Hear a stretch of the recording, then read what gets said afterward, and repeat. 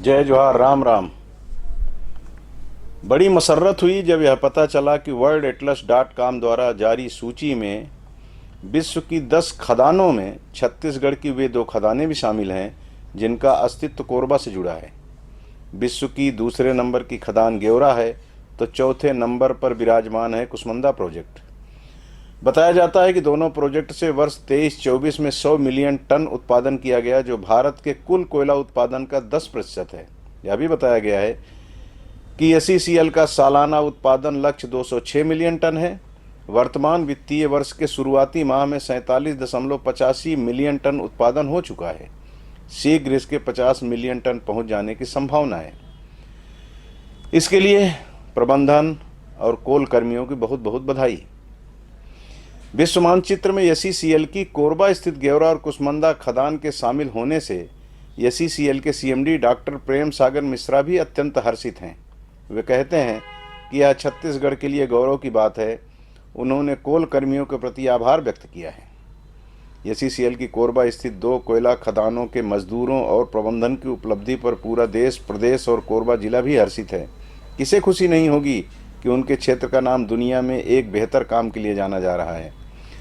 प्रसन्नता तो उन्हें भी हो रही होगी जिन्होंने अपने पुरखों से विरासत में मिली जमीन कोयला खदान के लिए सहर्ष प्रदान कर दिया था, लेकिन साथ ही उन्हें इस बात का गम भी होगा कि उनके साथ न्याय नहीं हो पा रहा है।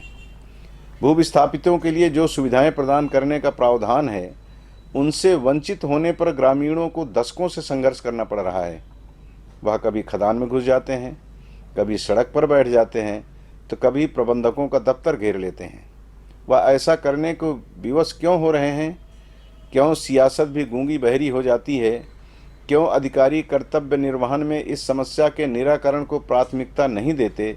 यह तमाम यक्ष प्रश्न अक्सर उछलते हैं, लेकिन उसका उत्तर नहीं मिलता। विश्व का चौथा सबसे अधिक उत्पादन करने वाला कुसमुंदा प्रोजेक्ट अपने विस्तार के लिए आसपास के जिन गांवों की जमीन खाली कराना चाहता है, वहाँ के लोग आक्रोशित हैं, आंदोलित हैं। खमरिया नामक गांव के लोग तो धरने पर बैठ गए हैं। इनका कथन है कि उनकी पुश्तैनी जमीन लगभग 41 वर्ष पूर्व अधिग्रहित की गई थी। आज भी यहाँ अनेक ऐसे लोग हैं जिनको उचित मुआवजा और नौकरी से वंचित रखा गया है।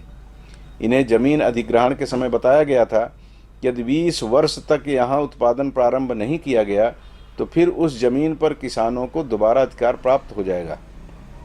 जब 20 वर्ष से अधिक गुजर गए तब ग्रामीणों ने यहाँ खेती करना शुरू कर दिया और अब एसईसीएल का कुसमुंदा प्रबंधन किसानों को खेती और घर की जमीन से वंचित कर देना चाहता है। खमरिया में कॉलोनी बनाने के नाम पर निर्माण प्रक्रिया शुरू कर दी गई। संगीन के साये में शुरू किए गए काम का ग्रामीण भरपूर विरोध कर रहे हैं। इन ग्रामीणों का आर्तनाद कोई सुन नहीं रहा है। ऐसा लगता है कि जिम्मेदार लोग इस समस्या के निराकरण को हमेशा की तरह नज़रअंदाज कर ग्रामीणों की खुशियों पर ग्रहण लगे रहने देना चाहते हैं। यदि ऐसा ही चलता रहा तो भू विस्थापन का दंश झेल रहे लोग भारतीय संविधान व व्यवस्था के प्रति हृदय में घृणा का भाव लेकर भविष्य में आंदोलन को और तीव्र कर सकते हैं। इसलिए मैं तो कहता हूँ कि विश्व की 5 सर्वाधिक उत्पादन वाली खदानों की सूची में गेवरा और कुसमुंदा प्रोजेक्ट के शामिल हो जाने पर इतराने वालों, यह मत भूल जाना कि शोहरत की बुलंदी भी पल भर का तमाशा है। जिस डाल पर बैठे हो वह टूट भी सकती है।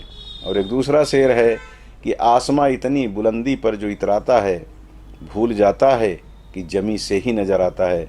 यानी आपके सारे रिकॉर्ड, आपके बुलंदी पर ठहरने का जो मकाम आपको दिखाई दे रहा है, जो उपलब्धि आपको दिखाई दे रही है, ये इन्हीं जमींदारों की बदौलत आपको देखने को मिल रही, जिसे आप जमादार बना देना चाहते हैं, जिसे आप पूरी तरह से खाना बदोश बना देना चाहते हैं। उन जमींदारों के बारे में भी विचार करिए, नहीं तो स्थिति बिगड़ सकती है। नमस्ते, जय हिंद।